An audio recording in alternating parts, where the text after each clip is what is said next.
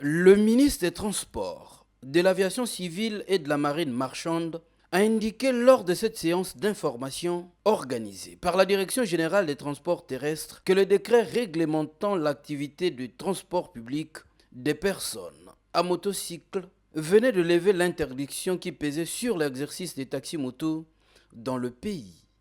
Le décret précité vient lever l'interdiction qui pesait sur cette activité depuis le 1er janvier 2024 sur toute l'étendue du territoire national et permet ainsi de reconnaître de manière officielle cette nouvelle catégorie d'automobilité sur nos routes.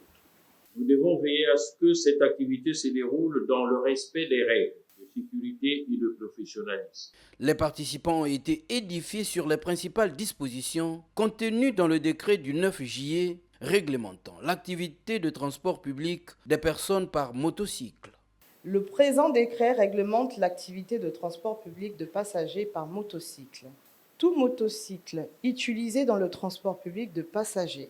doit disposer de 2 casques, dont un pour le conducteur et un autre pour le passager, un désinfectant pour le casque des usagers, une trousse sanitaire pour les premiers soins en cas d'accident. Tout conducteur de motocycle utilisé pour l'exercice de l'activité de transport public de passagers doit avoir 18 ans révolus,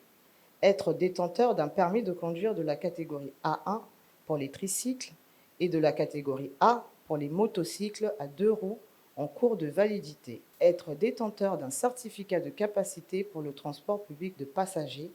être détenteur d'un certificat médical délivré par un médecin agréé par la collectivité concernée, avoir un gilet fluorescent numéroté. Le ministre des Transports, de l'Aviation civile et de la Marine marchande a souligné que la campagne d'information devra être suivie par la formation des conducteurs des taxis-motos.